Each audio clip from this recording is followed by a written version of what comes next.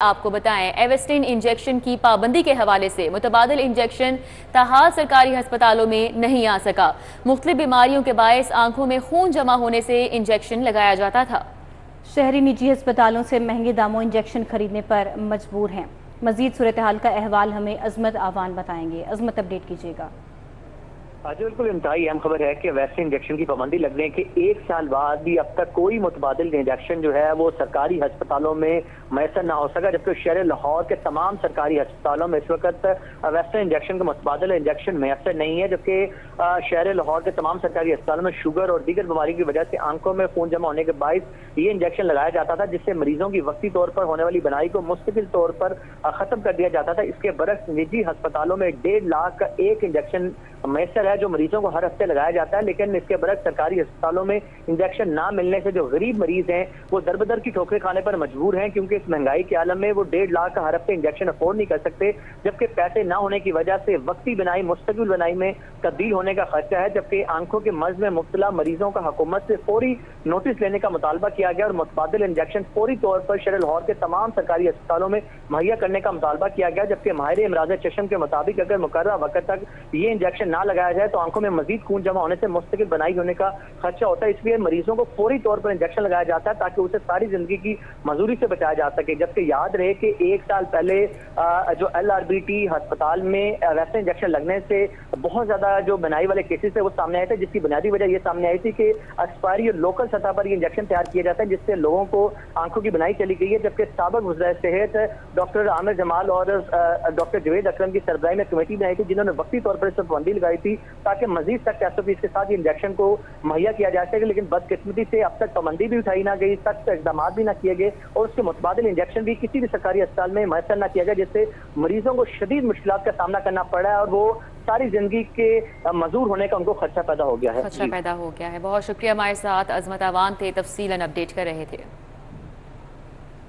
प्लेस्को में सार्फिन के बिलों में अरबों की ओवर बिलिंग के मामले पर अहम पेशरफ्त हुई है। नेपरा ने सार्फिन के बिलों में होने वाली ओवर बिलिंग की तहकीकात का आगाज कर दिया है। जराए का ऐसा बताना है। हर माह क्रेडिट और डेबिट होने वाले यूनिट्स और रकूम पर इंक्वायरी शुरू की गई। जराए का कहना है कि नेपरा की टीमों ने शहर में मुख्तलिफ सार्फिन के कनेक्शन की रीडिंग लेना शुरू कर दी। रीडिंग लेकर सार्फिन की क्रेडिट एडजस्टमेंट और चार्ज होने वाले यूनिट्स का जायजा लिया जाएगा। मजीद इस बारे में तफसीलात बताएंगे शाहिद नदीम सिप्रा। जी शाहिद सिप्रा, अपडेट कीजिए। इलेक्ट्रिक सप्लाई कंपनी की जानिब से सार्फिन के बिलों में होने वाली ओवर बिलिंग के मामले में अहम पेशरफ्त सामने आई है कि FIA के बाद अब नेपरा की जानिब से भी तहकीकात का आगाज़ कर दिया गया है। ज़रा ये बताया है कि नेपरा की मुख्तलिफ टीमों की जानिब से शहर की मुख्तलिफ सब डिवीजन्स और डिवीजन्स की सतह पर कनेक्शंस की रीडिंग ली जा रही है, जिसके बाद इस बात का मुआवजा किया जाएगा कि कंपनी को ओवर बिलिंग की वजह से जो अरबों रुपए का नुकसान हुआ है उसकी वजूहात क्या थी। तहम ज़रा की जानिब से मज़ीद ये भी बताया जा रहा है कि गुज़श्ता 2 माह के दौरान जब लेस्को की जानिब से क्लोजिंग की गई है और इस बात का कहा गया है कि उनके लाइन लॉसेस में कमी वाक़ हुई है, तो इस बात का भी अब तयन किया जा रहा है कि आया कि किस तरह क्रेडिट दिया गया और किस बुनियाद पर उनको डेबिट जो है वो यूनिट्स किए गए। तो क्रेडिट और डेबिट्स यूनिट्स और उसकी अमाउंट्स जो है इसका भी मुआवजा किया जाएगा और नेपरा इस बात की निशानदही करेगा और इंक्वायरी करेगा कि लेस्को की जानिब से किस तरह सार्फिन के बिलों में डेबिट और क्रेडिट एडजस्टमेंट की सूरत में जो मामलात हैं इनको आगे बढ़ाया गया। वफाकी वज़ीर दाखिला मोहसिन नकवी की हदायत की रोशनी में जो क्रैकडाउन किया गया उस पर क्रेडिट भी दिया गया, लेकिन अब नेपरा ने इन तहकीकात को आगे बढ़ाया है ताकि जो लेस्को का खसारा है उसका तखमीना भी लगाया जा सके और उस जो अफसरान हैं उनको भी कानून के कटहरे में लाया जा सके। ठीक है, बहुत शुक्रिया, हमारे साथ शाहिद सिप्रा थे, अपडेट कर रहे थे। वासा लाहौर को मानसून इंतजाम के लिए 1 अरब 80 करोड़ रुपए जारी। महकमा खजाना पंजाब ने वासा लाहौर को बजट ऑनलाइन कर दिया। महकमा स्पेशल एजुकेशन को बिल्डिंग की बहाली के लिए 250 मिलियन जारी किए गए हैं। महकमा खजाना 1 माह कबल भी महकमा स्पेशल एजुकेशन को बिल्डिंग के लिए बजट जारी कर चुका है, जबकि आपको बताएं कि रेडी बाजार के लिए 15 करोड़ 50 लाख रुपए जारी किए गए हैं। एडिटर ब्यूरोक्रेसी कैसे खोकर हमारे साथ हैं, मजीद उनसे बात कर लेते हैं। जी कैसे खोकर, आगाह कीजिएगा। खजाना ने वासा लाहौर को 1.8 अरब रुपए जारी किए हैं। वासा लाहौर को महकमा खजाना ने ऑपरेशनल अखराजात और मानसून के इंतजामात के लिए ये बजट जारी किया है।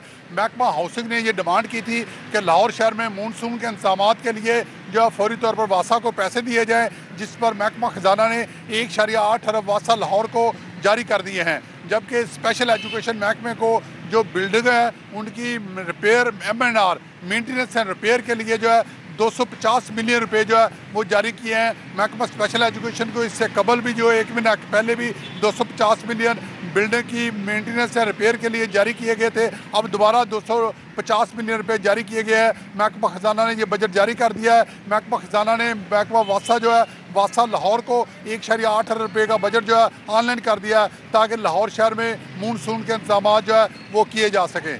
जी कैसर खोखर आपका बोला। डेवलपर्स और बिल्डर्स की जायदाद की खरीदारी पर एक्साइज ड्यूटी अदा करना होगी। इनकम टैक्स की अदायगी के बाद एक्साइज ड्यूटी भी बर वक्त अदा करना लाजमी करार दी गई है, जबकि डेवलपर्स और बिल्डिंग्स के लिए एक्साइज ड्यूटी अदा करने के लिए 3 मुख्तलिफ कैटेगरीज बना दी गई हैं। इसके बारे में तफसीलात कलीम अख्तर बताएंगे। जी कलीम, आगाह कीजिए।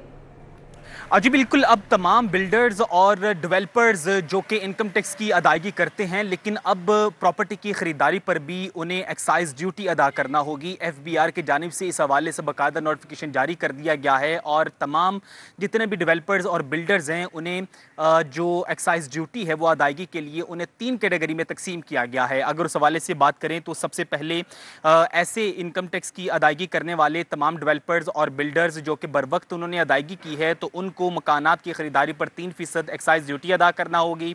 जबकि इसके अलावा ऐसे तमाम बिल्डर्स और डेवलपर्स जो कि इनकम टैक्स की अदायगी तखीर से की है, उनको प्रॉपर्टी की खरीदारी पर अब जो है 5% तक जो एक्साइज ड्यूटी है वो अदा करना होगी। इसके अलावा FBI ने नॉन फाइलर्स के लिए भी एक मखसूस कैटेगरी मुतारिफ करवाई है। उसके पेश नज़र ऐसे तमाम डेवलपर्स और बिल्डर्स जो कि नॉन फाइलर्स हैं वो अब प्रॉपर्टी की खरीदारी पर 7% तक जो है वो एक्साइज ड्यूटी की अदायगी करेंगे। और FBR की जानिब से इस हवाले से तमाम डेवलपर्स और जितने भी बिल्डर्स हैं उनके हवाले से नोटिफिकेशन जारी करते हुए तमाम को पाबंद भी किया है कि जब भी वो प्रॉपर्टी की खरीदारी करेंगे उसी वक्त ही जो एक्साइज ड्यूटी है उसकी अदायगी भी यकीनी बनाई जाएगी। जबकि इसके अलावा FBR ने जायदाद पर ड्यूटी की अदायगी के लिए जो मखसूस फॉर्म्स हैं वो भी जारी किए हैं और तमाम बिल्डर्स और डेवलपर्स को पाबंद किया है कि वो हर माह जो भी उनकी स्टेटमेंट होगी वो अपने मुतल्लिका कमिश्नर्स को भी जमा करवाएं। बहुत शुक्रिया। और अब बात शहर के मौसम की, तो शहर में सूरज और बादलों के साथ मतला जुज़वी अबर आलूद है। रवा हफ्ते बारिश का कोई इम्कान नहीं है, महकमा मौसमियात की जानिब से ऐसा बताया जा रहा है। जबकि दर्जा हरारत की बात की जाए तो 34 डिग्री सेंटीग्रेड रिकॉर्ड किया जा रहा है। मौसम का मजीद अहवाल हमें अक्सा सज्जाद बताएंगी। अक्सा, आज मौसम कैसा है और माहिरीन का क्या कहना है? जो बिल्कुल बात करने शहर लाहौर के मौसम की, तो इस वक्त शहर में सूरज की तपती हुई किरणों का राज है और साथ ही साथ मौसम में काफ़ी हद तक हब्स भी महसूस की जा रही है। जहाँ पर 7वां स्पेल शहर लाहौर में बरसा था, उसके बाद शहर का मौसम खासा खुशगवार भी हो गया था और हब्स भी काफ़ी कम महसूस की जा रही थी। लेकिन आज जो है सूरज की तपती हुई किरणों के साथ शहर में काफ़ी जो है वो गर्मी महसूस की जा रही है। बात करें पेशन गोई के हवाले से, तो रवां हफ्ते और आज के रोज़ जो है बारिशों की महकमा मौसमियात की जानिब से कोई भी पेशन गोई जाहिर नहीं की और कहा जा रहा है कि ये रवां हफ्ते जो है मौसम खासा खुश्क रहेगा और सूरज और बादलों के बीच में भी आंख मिचौने का सिलसिला जारी रहेगा। ताहम मौसम तब्दील हो गया है, लेकिन AQI की जो मजमूई शरह है उसमें भी खासा इजाफा देखने में नजर आ रहा है। महकमा मौसमियात की जानिब से आज लाहौर में AQI की जो मजमूई शरह है उसको 153% रिकॉर्ड किया जाए, जिसमें खासा इजाफा देखने में नजर आ रहा है और आलूदगी के अतबार से शहर लाहौर पूरी दुनिया में इस वक्त दूसरे नंबर पर है। ताहम महकमा मौसमियात की जानिब से ऐसा कहना है कि अगर 8वां स्पेल बरस जाता है उसके बाद मौसम तो खुशगवार होगा ही और साथ ही साथ AQI की जो मजमूई शरह है उसमें भी कमी देखने में नजर आएगी। ताहम बात करें महकमा मौसमियात की जानिब से इस वक्त टेम्परेचर के हवाले से, तो लाहौर में इसका टेम्परेचर 34 डिग्री सेंटीग्रेड रिकॉर्ड किया जा रहा है, जो महसूस जो है 41 तक किया जा रहा है। बात करें शहरियों के तासुरात के हवाले से, तो उनका ये कहना था कि वो उम्मीद कर रहे थे कि आज के रोज़ और अगर रवां हफ्ते बारिश की पेशन गोई हो जाती तो वो खासे खुश हो जाते, क्योंकि मौसम जो है काफ़ी गर्मी भी महसूस की जा रही है। AQI की मजबूर शरह से लाहौर में ज़्यादा है, इस तरह मुख्तलिफ इलाकों में भी उसकी शरह में इजाफा देखने में नजर आया। इसके बारे से भी आपको आगाह कर देते हैं, तो US कॉन्सुलेट में जो एयर क्वालिटी इंडेक्स की शरह है उसको 160% रिकॉर्ड किया जा रहा है। अस्करी 10 में जो शरह है उसको 155% रिकॉर्ड किया जा रहा है और सईद मुरातब अली रोड में एयर क्वालिटी इंडेक्स जो है उसको 170% रिकॉर्ड किया जा रहा है। ये तमाम इलाकों में मौसम तब्दील होने के बायस भी जो है खासी शरह में भी इजाफा देखने में नजर आ रहा है। ताहम महकमा मौसमियात की जानिब से ये भी कहना है कि मौसम तब्दील तो हो रहा है, लेकिन साथ ही साथ शहरियों को तलकीन की जा रही है कि इस बदलते हुए मौसम में एहतियात भी की जाए, क्योंकि जब मौसम तब्दील होता है तो खासी बीमारियाँ भी फूट पड़ती हैं। तो इस हवाले से भी तलकीन की जा रही है शहरियों को कि बदलते हुए मौसम में जितना हो सके एहतियात भी करें और मौसम जो तब्दील हो रहा है उसको भी इंजॉय करें। जी ठीक है, बहुत शुक्रिया अक्सा हमारे साथ ही मौसम का तफसील बता रही थी। पंजाब असम्बली का इजलास दोपहर 2 बजे शुरू होगा। इजलास की सदारत स्पीकर पंजाब असम्बली मलिक मोहम्मद अहमद खान करेंगे। इजलास में महकमा खेल के मुतालिक जवाबात और तवज्जो दिलाओ नोटिस पेश किए जाएंगे। इस हवाले से बात करेंगे, हसन अली हमारे साथ हैं। जी हसन अली, क्या अपडेट्स हैं? बिल्कुल, पंजाब असम्बली का इजलास जो है वो आज दोपहर 2 बजे बुलाया गया है। ये 14वां इजलास है और 14वें इजलास का आज जो है वो तीसरा रोज़ होगा। स्पीकर पंजाब असम्बली मलिक मोहम्मद अहमद खान जो है वो इजलास की सदारत करेंगे, जबकि आज के इजलास का एजेंडा जो है वो जारी कर दिया गया है और एजेंडे के मुताबिक आज जो है वो वक्फा सवालात में महकमा खेल के हवाले से जो है वो सवालात पूछे जाएंगे अरकान की जानिब से, जबकि अमन व अमान और महंगाई पर जो है वो ऐवान में सरकारी सतह पर जो है वो आज बहस भी करवाई जाएगी। जबकि इसके साथ साथ जो मुख्तलिफ तवज्जो दिलाओ नोटिस हैं आज उन पर भी ऐवान में कार्रवाई जो है वो की जाएगी। इस हवाले से अरकान को 2 बजे जो है वो ऐवान में पहुंचने की हिदायत जारी की गई हैं। असम्बली का इजलास 2 बजे तलब किया गया है। ताहम जो अरकान हैं वो हस्बे मामूल लेट आते हैं, जिसकी वजह से इजलास जो है वो देर से शुरू होता है। इस हवाले से स्पीकर पंजाब असम्बली मलिक मोहम्मद अहमद खान ने खसूसी तौर पर हिदायत जारी की हैं कि अरकान जो है वो वक्त पर असम्बली पहुँचे ताकि असम्बली का इजलास जो है वो वक्त पर शुरू किया जा सके और आज की जो कार्रवाई है वो वक्त पर मुकम्मल की जा सके। हसन, बहुत शुक्रिया आपका। आपको बताएं, 9वीं और 11वीं जमात के बेशतर किताबें तब्दील। आइंदा साल से नया निसाब पब्लिश किया जाएगा। Punjab curriculum and text book board का नोटिफिकेशन जारी। जुनेद रियाज हमारे साथ हैं, मजीद उनसे बात कर लेते हैं इस हवाले से। जी जुनेद। जी, 9वीं जमात और 11वीं जमात की किताबों की तब्दीली के हवाले से जो है बाकायदा तौर पर Punjab text book board and curriculum authority ने बाकायदा तौर पर नोटिफिकेशन जारी कर दिया है और किताबें नए निसाब के मुताबिक जो हैं वो पब्लिश की जाएंगी। अब जो 9वीं जमात और 11वीं जमात के तलबा हैं वो आइंदा साल से नई किताबें जो हैं वो पढ़ेंगे। इस हवाले से जो नोटिफिकेशन जारी किया गया उसके मुताबिक इंग्लिश, उर्दू, इस्लामियात, मुताला पाकिस्तान, फ़िज़िक्स, मैथ और कंप्यूटर और बायोलॉजी की किताबें जो हैं वो तब्दील की जाएंगी और इस हवाले से पंजाब टेक्स्ट बुक बोर्ड ने किताबों की छपाई का काम भी जो है वो शुरू कर दिया है। इस हवाले से तलबा को भी आगाह कर दिया गया ताकि वो नए निसाब के मुताबिक जो हैं वो इम्तिहानात की तैयारी करें। दूसरी जानब जो 10वीं जमात और 12वीं जमात की किताबें हैं वो साल 2026 से तब्दील की जाएंगी और उसमें भी नया निसाब जो है वो शामिल किया जाएगा और तमाम किताबें इंग्लिश में पब्लिश की जाएंगी और तलबा को बताया गया कि वो जब इम्तिहानात के लिए तैयारी करें तो वो नए सिलेबस के मुताबिक तैयारी करें और इस हवाले से पंजाब टेक्स्ट ने तमाम बोर्ड्स को और तमाम स्कूलों को मरासला भी जारी कर दिया है। जी जुनेद, आपका बहुत शुक्रिया। प्रिंसिपल डायरेक्टर और डिप्टी डायरेक्टर की तैनातियों का ये मामला है। मुतल्लिका असामियों के लिए दरख्वास्तें जमा कराने में उम्मीदवार को मुश्किलात। सरकारी कॉलेजेस में मौजूदा प्रिंसिपल्स ही रुकावट बनने लगे हैं। ये मामला क्या है, तफसीलात जानते हैं इस बारे में इमरान यूनस से। इमरान यूनस, आगाह कीजिए। जी, महकमा तालीम ने लाहौर समेत सूबे भर के प्रोफेसर्स और दीगर असातिज़ा जो हैं उनके तबादलों का राउंड जो है वो मुकम्मल कर लिया है। अब प्रिंसिपल्स, डायरेक्टर, डिप्टी डायरेक्टर की दरख्वास्तों का सिलसिला जो है वो जारी है। लाहौर समेत सूबे भर में 420 के करीब प्रिंसिपल जो हैं मुस्तकिल प्रिंसिपल्स वो तैनात किए जाने हैं। इसी तरह 9 डायरेक्टर और इसके साथ डिप्टी डायरेक्टर जो है वो तैनात किए जाने हैं। लेकिन इन तीनों असामियों के लिए जिन उम्मीदवारों ने दरख्वास्तें जमा करवानी हैं उनको इस वक्त मुश्किलात जो हैं वो दरपेश हैं। जो सूरत हाल सामने आई है उसके मुताबिक जो कॉलेज के सरबराहान हैं, जो प्रिंसिपल्स हैं, मौजूदा प्रिंसिपल्स हैं, उन्होंने ही कॉलेज से जो उम्मीदवार अप्लाई करना चाह रहे हैं प्रिंसिपल की असामी के लिए, डायरेक्टर और डिप्टी डायरेक्टर की असामी के लिए, उनको NOC जो है वो जारी नहीं किए जा रहे, जिसकी वजह से उम्मीदवार जो हैं वो काफ़ी परेशान है। और इन तमाम उम्मीदवारों ने हायर एजुकेशन डिपार्टमेंट से जो है वो रब्ता किया है और अपने कॉलेज के प्रिंसिपल्स के ख़िलाफ़ शिकायत जो हैं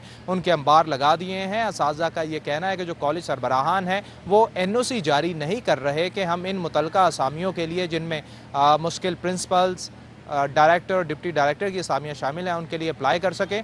महकमा हायर एजुकेशन ने सूरत हाल का फौरी नोटिस लिया और जो कॉलेज सरबराहान हैं, जो मौजूदा प्रिंसिपल्स हैं, उनको हिदायत जारी की हैं कि जो भी टीचर जो उम्मीदवार के तौर पर दरख्वास्तें जमा करवाना चाहते हैं प्रिंसिपल, डायरेक्टर, डिप्टी डायरेक्टर के लिए, उन्हें फौरी तौर पर NOC जो है वो जारी किया जाए, चूँकि इन मुतल्लिका असामियों पर दरख्वास्तें जमा के लिए कल आखिरी तारीख है। बहुत शुक्रिया इमरान यूनस। लेस्को राना टाउन डिवीजन ने बगैर मीटर तस्वीर के बिल भिजवा दिया। मुतासरा शहरी के एहतजाज पर मुकदमा दर्ज करवा दिया गया। दरखास्त गुजार मोहम्मद अशफाक इंसाफ के लिए सेशन कोर्ट पहुंच गया। इस हवाले से बात करेंगे, शाहीन अतीक हमारे साथ हैं। जी शाहीन अतीक। जी, मैं इस वक्त यहाँ पर सेशन कोर्ट में एडिशनल सेशन जज साहिर इस्लाम की अदालत के बाद मौजूद हूँ। सेशन कोर्ट में आज वापडा की कारकर्दगी का एक ऐसा केस पेश हुआ है जिसमें अशफाक अहमद नामी शख्स है, वो इस वक्त इंसाफ के लिए मौजूद है, जिसका कहना है कि मेरे घर में मीटर जो है वो लगा नहीं, मुझे बिल जो है वो भिजवा दिया गया। एहतजाज किया और उसके बाद जो है मेरे पे जो है वो चोरी का पर्चा दे दिया गया। मज़ीद क्या कहना है, मेरे पास अशफाक अहमद मौजूद हैं, उनसे हम बात करते हैं। अशफाक साहब, ये बताइएगा कि क्या मौक़िफ़ है आपका? बात यह है कि अभी 16 फरवरी को मैंने डिमांड नोटिस जमा करवाया। डिमांड नोटिस जमा करवाने का मुझे अप्रैल में कनेक्शन लग जाना चाहिए था, जो कि नहीं लगा। मई में मैं जाके इनके ऑफिस में जाके पूछा भी मेरा मीटर को नहीं अभी तक लगा, तो उन्होंने आगे से जवाब दिया आपका मीटर आया नहीं है। जून में जब मुझे बिल आया तो मैंने कहा इसका तो मीटर नहीं लगा। मैंने चीफ ऑफिस को इन्फॉर्म किया, उन्होंने एसडीओ को फ़ोन किया और एसडीओ ने 15 मिनट के अंदर अंदर मीटर लगा दिया और हमें घर वालों को बता के भी नहीं गया कि आपका ये मीटर लग गया। जब उन्होंने उसको कहा जी तस्वीर भेजे चीफ ऑफिस ने, इन्होंने उस मीटर लगे मीटर की तस्वीर उधर भेज दी जो कि मेरे पास है। और अब जो 13 अगस्त को इन्होंने मीटर चेक किया, उस पर इल्ज़ाम लगा दिया कि आपने सीलें तोड़ी हुई हैं और उसकी मीटर की सेम तस्वीर है और मेरे साथ ये ज़्यादती है और मैं ज़मानत के लिए इधर सेशन कोर्ट में आया हूँ। जी, आपने अशफाक अहमद है, उनका जो है मौक़िफ़, उनका कहना ये है कि जी शाहीन अतीक, आपका बहुत शुक्रिया।